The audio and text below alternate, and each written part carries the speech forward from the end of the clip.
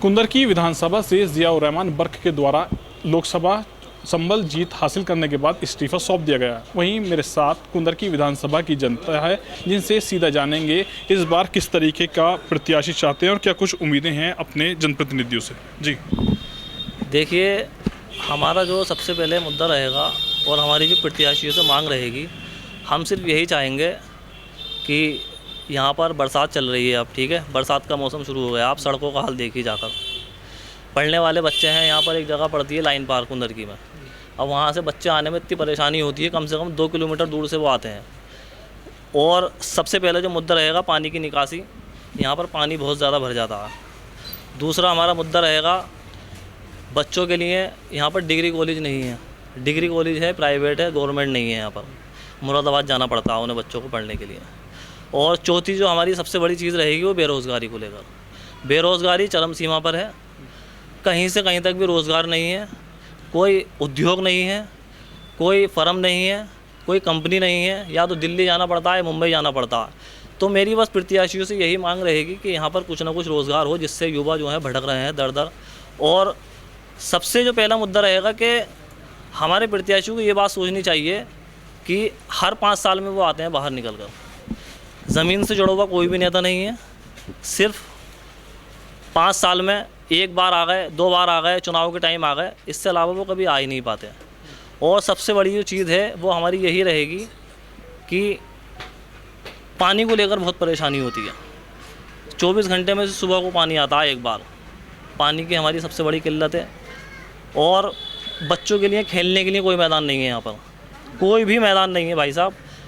कहीं बाग कट जाते हैं तो वहाँ पर खेलने चले जाते हैं, बिल्कुल मैदान। बस हमारी यही मांग रहेगी कि सरकार को और क्या बोलते हैं, जो हमारा प्रत्याशी है, कुछ ना कुछ सोचना चाहिए। बस हमारे यही मुद्दे हैं। किस तरीके का प्रत्याशी चाहते हैं इस बार चुनाव में? देखिए, सबसे पहले हम प्रत्याशी चाहते हैं अपनी विधानसभा 29 कुंदरकी विधानसभा का ही, क्योंकि यहाँ पर बाहरी लोग आके चुनाव लड़ते हैं, चुनाव लड़के वो चले जाते हैं।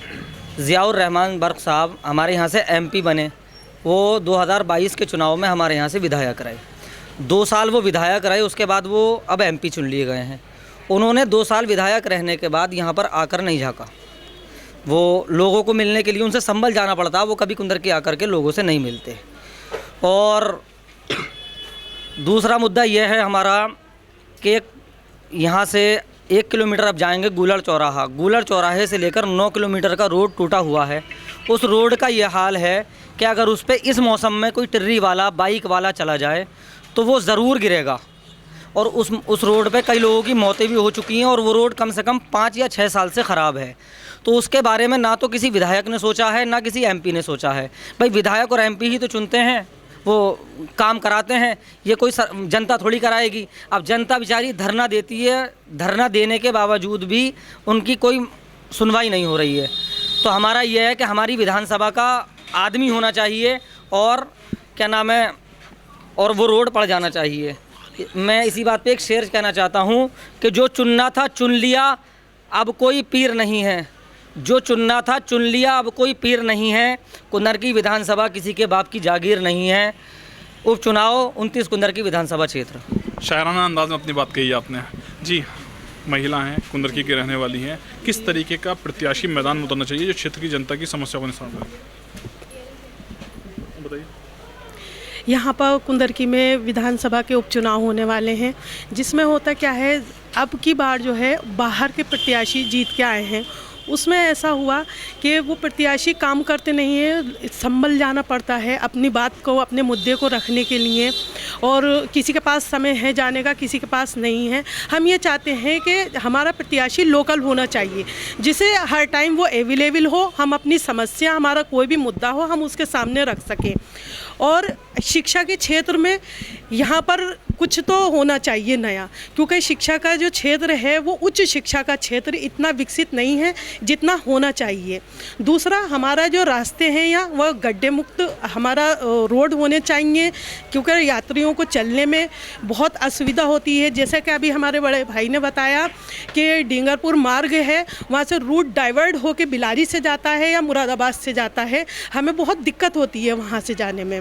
और तीसरा मुद्दा ये है कि यहाँ पर लड़ाई झगड़े या कुछ भी होता रहता है तो इंसान को मतलब बाहर जाने में असुविधा होती है। अगर वो लोकल का होगा, यहाँ का टिकट जो होना चाहिए सपा का या जो किसी भी पार्टी का, तो वो लोकल के इंसान को, प्रत्याशी को ज़्यादा इम्पोर्टेंस देनी चाहिए, ना कि बाहर के इंसान को, क्योंकि बाहर का जो प्रत्याशी है वो जीत के चले जाते हैं और यहाँ की जनता जो है फिर उसी हालात में बद से बदतर हालात होते जा रहे हैं। उसे अगर हमें सुधारना है तो हमें लोकल प्रत्याशी को ही चुनना होगा। धन्यवाद जी, उपचुनाव होने हैं आपकी सीट पर, तो क्या कुछ मुद्दे हैं यहाँ के स्थानीय? शिक्षा, रोज़गार, और जैसे आपने बताया मेरे बड़े भाई ने और ये मैडम ने बताया कि किस तरह की ये बाहरी प्रत्याशी आते हैं और जीत के चले जाते हैं यहाँ से। अब जैसे कोई गरीब लोग या गरीब आवाम है, अगर कोई लेटर पैड लिखवाना है किसी चीज़ का अगर चाहिए किसी के लिए, तो वो संभल जाएगा 35 किलोमीटर दूर। और दूसरी अगर कोई समस्या आ जाती है तो विधायक जी फ़ोन नहीं उठाते। तो इसलिए हमारी मांग ये है कि जो भी प्रत्याशी हो, स्थानीय प्रत्याशी हो। जी, उपचुनाव होना है इस पर आपकी विधानसभा पर, क्या कुछ मुद्दे रहेंगे? मुद्दे ही क्या हैं साहब, अब हमने तो ऐसा जैसे जिसका कोई ना हो उसे चुन लिया हो।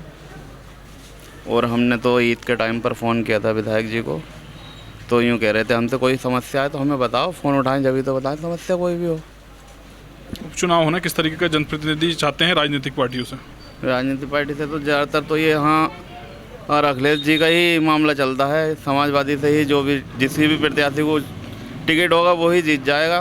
प्रत्याशी का इसमें कोई रोल नहीं होता है, पार्टी का ही रोल होता है। कुंदरकी विधानसभा पर होने वाले उपचुनाव को लेकर कुंदरकी की जनता से बात की गई है, जिनके द्वारा अपनी अलग अलग प्रतिक्रिया दी गई है। शारिक सिद्दीकी, TV9 मुरादाबाद।